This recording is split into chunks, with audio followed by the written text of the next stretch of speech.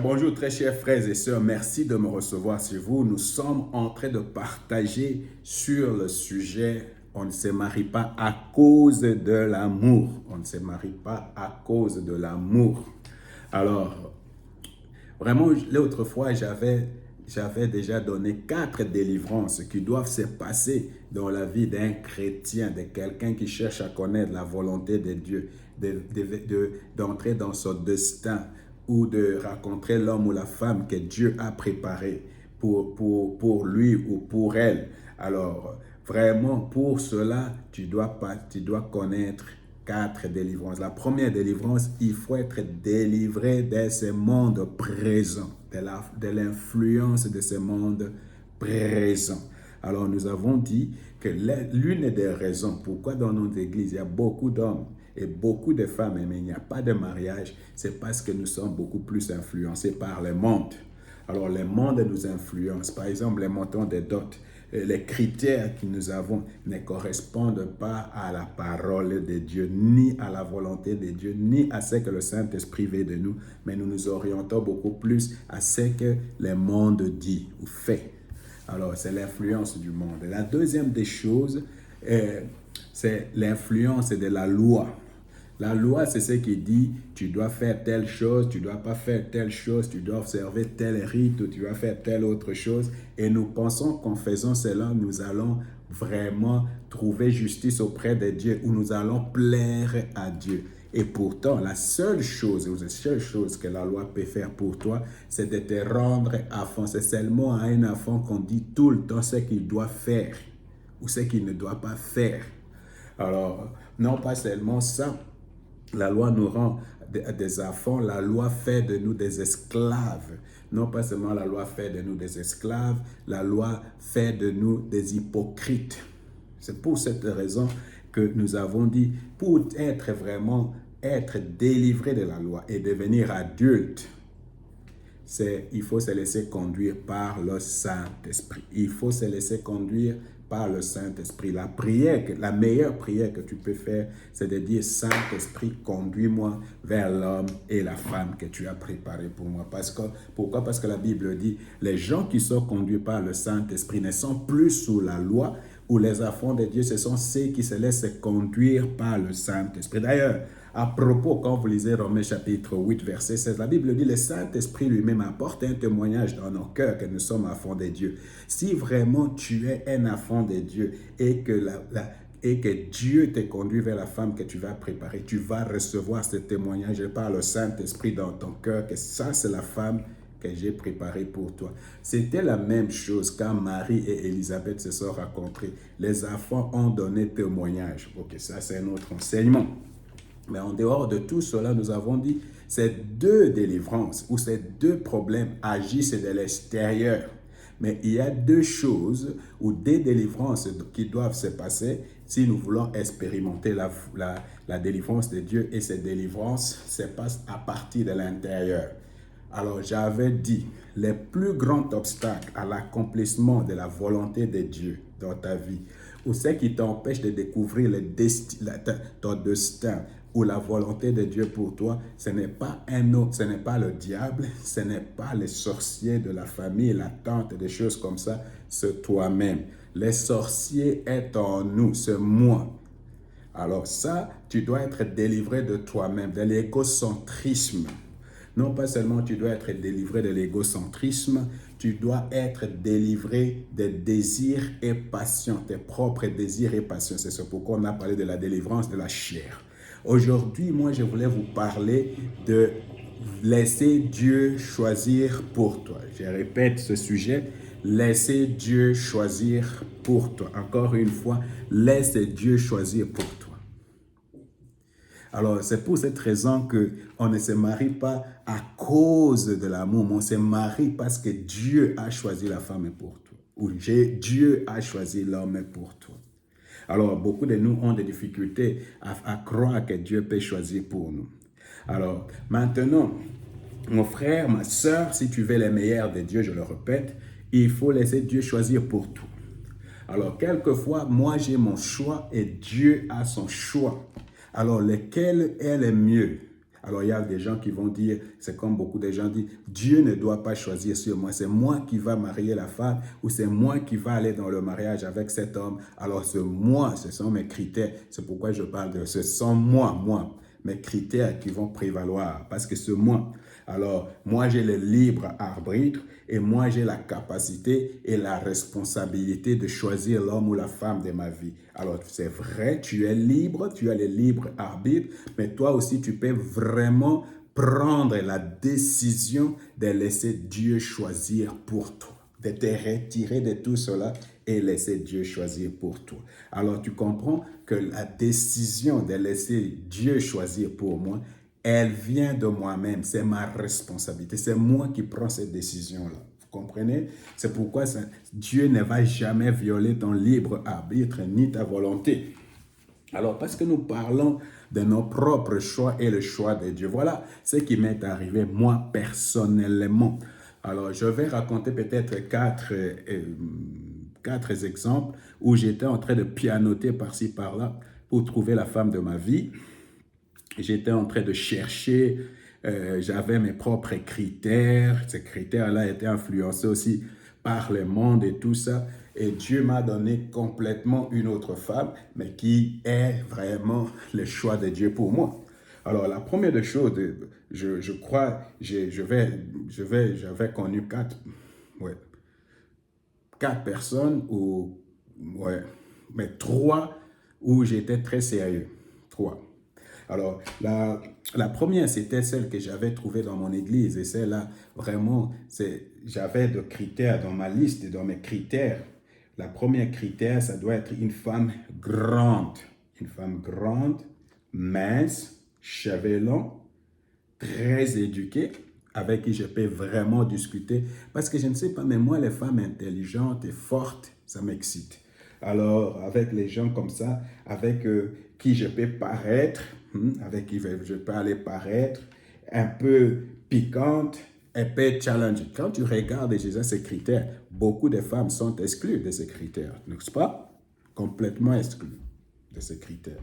Alors, j'avais connu une comme ça à l'église, mais dans mon église, cette femme-là, c'est la femme qui m'a rendu le plus malade de ma vie. Parce que pendant que moi je l'aimais et j'étais sérieux, elle avait deux autres garçons. Et à cette époque-là, comme moi, je n'avais pas de voiture. J'habitais aussi chez mes parents, chez mes sœurs, tout ça. Donc, elle avait encore un homme comme ça, un peu plus âgé qu'elle, qui avait une petite voiture, Peugeot. Et il y avait encore quelqu'un dans la famille d'un musicien connu à Kinshasa. Donc, vous voyez, c'était pas facile. C'était pas facile. Alors, après, une fois quand moi j'ai voyagé en Chine, avant de voyager, on s'est séparés. Alors, après cette douleur-là, moi je suis allé chercher une sœur qui était avec moi dans l'école de Bible. C'est une sœur qui était avec moi et c'est une chose qui m'impressionnait. Mais il s'agit que quand je suis arrivé là-bas, elle avait 34 ans et moi j'en avais 28. Là, je ne sais pas ce qui m'a dérangé. Mais je sais que les gens de ma famille ne voulaient pas de ça parce qu'elle était plus âgée que moi. Mais moi, ça ne me disait rien l'âge. Mais qu'est-ce que j'avais constaté, c'est le traitement, comment elle traitait les gens. Et c'est ce qui me... Quand je vais là-bas, quand je suis avec elle, je suis bien. Elle avait une bonne, comme moi je veux là-bas. On parle bien. Alors souvent, comme elle travaillait, moi à cette époque-là, je ne travaillais pas encore, je suis allé chez elle pour l'attendre, pour qu'on parle. Alors je trouve la bonne, elle avait déjà donné des instructions à la bonne pour me servir un coca. Alors moi, comme j'étais seul au salon en train de l'attendre, j'ai dit à la bonne, assieds-toi là-bas, nous allons un peu parler. Alors, la bonne s'est assise. D'abord, la bonne ne voulait pas s'asseoir et puis elle s'est assise. Elle s'est assise après. Elle s'est assise et puis moi, j'étais en train de parler avec la bonne. Je posais des questions, tout ça. Alors, tout à coup, elle arrive du travail et tout à coup, la bonne fuit comme si elle a vu vraiment un grand serpent. Je t'assure, c'était terrible. Et puis moi, je me pose, mais qu'est-ce qui se passe? Pourquoi elle doit fuir? Alors, la première fois, elle s'est changée, elle s'est mise là, on a parlé, et puis là, ça m'a marqué. Moi, j'ai posé la question, mais pourquoi elle doit fuir comme ça? C'est alors qu'elle me dira, non, en tout cas, elle sait quand tu viens ici, elle ne doit pas s'asseoir avec toi. Ok. Alors moi, ce genre de choses, ça ne me dit rien. Parce que je viens pour quelqu'un d'autre, je ne viens pas pour la bonne. Alors, une autre fois, je suis encore venu et on n'avait pas à cette époque-là de téléphone. Je ne savais pas là où elle était, j'étais en train d'attendre. Elle savait aussi que j'allais venir. Elle vient et dès qu'elle arrive, moi aussi, cette fois-ci, j'étais encore avec la bonne. La bonne m'a servi le coca. Et tout à coup, dès qu'elle arrive, la bonne est partie. Cette fois-là, je ne pense pas que la bonne est partie parce que j'avais dit, restez là. Alors, mais la femme là, elle a dit, elle ne doit pas rester, tu dois aller là-bas, là, dans la cuisine. Elle est allée là-bas. Et puis après, c'était la première discussion. Raph, quand tu viens ici, si moi je ne suis pas là, je ne veux pas que tu parles avec la bonne. Moi je dis, mais pourquoi? Non, je ne veux pas que tu parles avec la bonne. Je ne veux pas. Je ne suis pas encore là, tu dois m'attendre. Je ne veux pas trouver la bonne ici avec toi au salon. Ok, c'est pas un problème. Alors, l'autre fois, je suis venu, cette fois-là, j'étais très, très matinal chez elle. Je suis arrivé vers... non, c'était donné rendez-vous. On s'était donné rendez-vous que j'aille chez elle. Le matin, je suis allé chez elle. Qu'est-ce que j'ai trouvé là-bas? Il y avait un autre homme qui était médecin, c'est elle qui me l'avait présenté, et moi. Alors, cette femme-là, qu'est-ce qu'elle faisait? Je ne sais pas, elle était en train de nous comparer. Et ces jours-là, je me suis senti très mal à l'aise. Et c'est ce jour-là, j'ai dit non, j'arrête. Alors, c'est comme ça, après cette expérience, je suis allé en Chine. En Chine, j'ai connu des Chinoises. Il y avait beaucoup de candidatures, beaucoup de femmes qui m'intéressaient, mais elles ne répondaient pas à beaucoup de critères qui étaient le mien.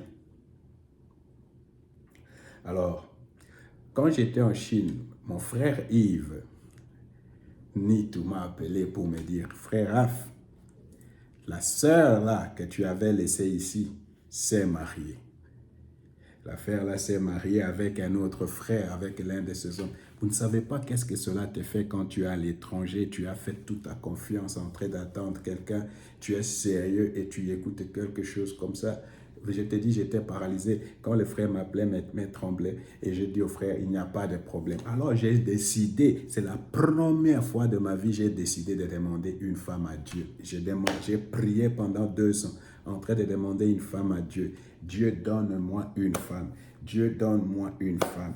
Dieu, donne-moi une femme qui va me faire oublier tout ce que j'ai fait comme bêtise, mais là où j'ai pianoté, tout ça. Aide-moi, Seigneur Dieu, donne-moi une femme. Dieu, donne-moi une femme.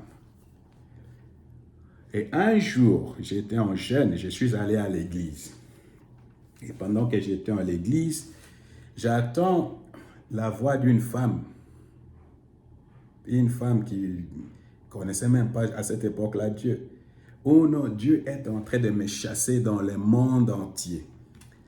Et moi, comme je suis sceptique pour ce genre de choses, moi je dis, mais quelle est cette femme que Dieu doit chercher? Pourquoi Dieu doit chasser quelqu'un dans le monde entier? Pourquoi? Pourquoi cette femme doit se faire aussi importante? Et dit, Dieu me cherche dans le monde entier des choses. À ce moment-là, Dieu parle dans mon cœur direct. C'est ta femme. Je ne l'ai pas encore vue. Je ne connais pas la couleur de sa peau. Je ne sais rien. Mais j'ai écouté seulement la voix. C'est ta femme. Ouais. Laissez Dieu choisir pour toi.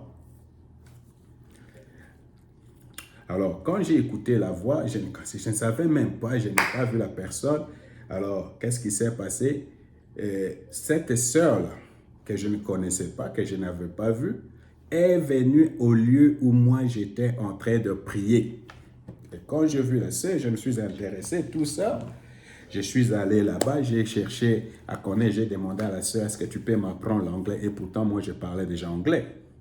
Elle-même, jusqu'aujourd'hui, elle le dit. Je parle anglais jusqu'aujourd'hui, je lis l'anglais, je parle anglais.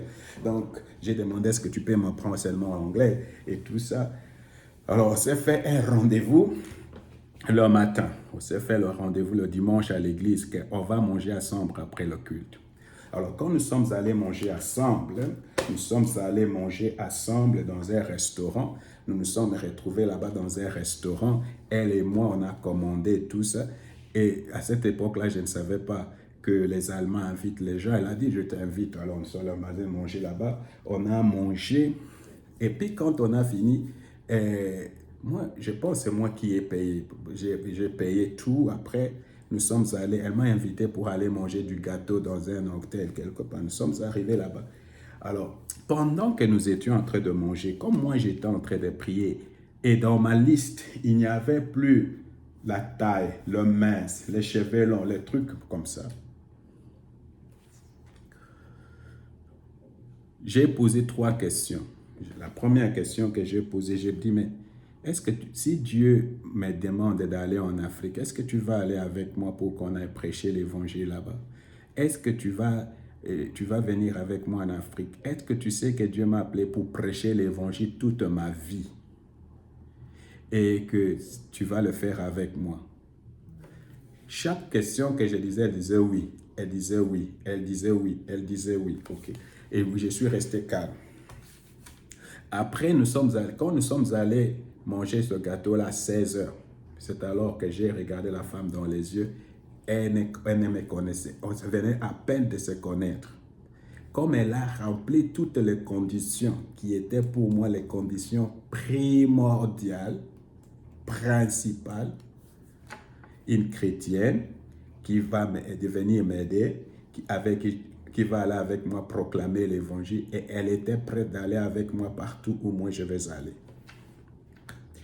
Alors, il faut lire dans la Bible pour connaître tout ça. Par exemple, Ruth disait, ton Dieu devient mon Dieu, ton pays devient mon pays. Des choses. Il faut connaître la Bible.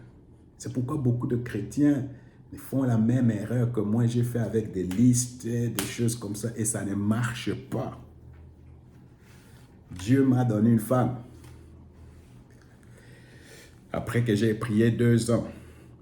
Alors, il ne faut pas avoir peur. Oh, maintenant, moi, si je prie 2 ans, je dois faire comme mes frères. Non, Dieu peut répondre à ta prière dans 1 an, dans 1 mois, dans quelques jours. Tu n'as pas besoin. Chez moi, Dieu savait pourquoi il fallait prendre 2 ans. Je ne sais pas pourquoi. Alors, qu'est-ce qui s'est passé? Quand nous sommes arrivés au Kempinski Hotel, alors j'ai dit à la femme, je vais te marier. Elle ne pouvait pas y croire. Comment je peux dire, je vais marier quelqu'un? On venait juste de te connaître. Oh, mais je savais, Dieu m'avait dit, c'est ta femme.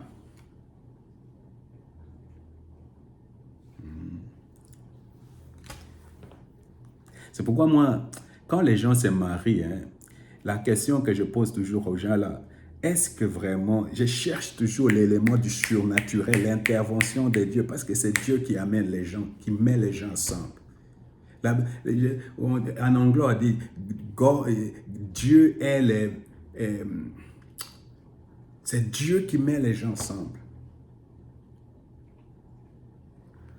Alors, quand je lui ai dit ça, un autre jour, nous nous sommes rencontrés, et elle dit toujours, elle ne sentait pas l'amour, moi, je ne sentais pas l'amour, mais au fur et à mesure que nous évoluons, Dieu a commencé à mettre de l'amour entre nous, et nous sommes mariés maintenant 22 ans. Pendant ce temps, dans la même église, une sœur d'origine australienne est venue. Et elle remplissait tous ces critères, mes propres critères à moi. Géante, mince, longs cheveux et tout ça. Elle commençait à m'appeler tout le temps, Raph, tout ça. Et il y avait la confusion. J'étais confondu maintenant. Qu'est-ce que je dois faire? Est-ce que je prends la femme que Dieu m'a dit, ça c'est ta femme, ou je prends la femme qui répond à mes propres critères que moi j'ai établis? Toi, tu dois répondre à cette question. Et c'est ce que beaucoup d'entre nous faisons. Alors, un dimanche, j'ai pris la sœur et je suis allé chez la sœur aux cheveux longs, mince, grande, et je lui ai présenté, je lui ai dit, voilà, cette femme est ma fiancée. Et celle-là, dès ce jour-là, elle ne m'a plus appelé et la situation était calme jusqu'au jour d'aujourd'hui. Alors, mon frère, ma soeur, tu veux trouver la femme de ta vie, tu veux trouver l'homme de ta vie, tu dois prier et attendre que Dieu choisisse pour toi. Parce que si Dieu choisit pour toi, tu seras heureux. Dieu ne commet pas d'erreur. Alors, vous voyez que la femme que j'ai reçue, ce n'est pas la femme qui était dans mes critères. Mais Dieu m'a donné les contraires de ce qui était dans ma liste. Dieu m'a donné une aide.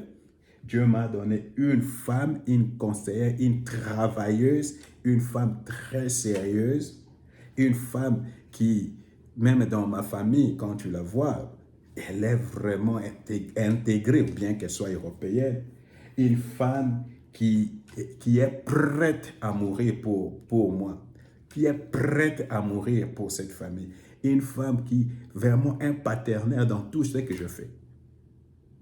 Mais si moi j'avais pris cette femme-là, je suis très convaincu, je serais déjà divorcé. Ça, il n'y a même pas ombre de doute. Moi, je serais aujourd'hui divorcé et mon ministère même serait déjà dans le ténèbre. Comprenez, frère? Peut-être j'aurais déjà 2-3 femmes. Alors, laisse Dieu choisir pour toi, mon frère. Laisse Dieu choisir pour toi, ma soeur. Laisse Dieu choisir pour toi. Laisse Dieu choisir pour toi, mon frère, ma soeur. Dieu ne commet pas d'erreur. Alors, que le Seigneur te bénisse. Que le Seigneur te bénisse. Maintenant, je vais seulement commencer à lire un peu des versets bibliques pour te montrer pourquoi c'est important de laisser Dieu choisir pour toi.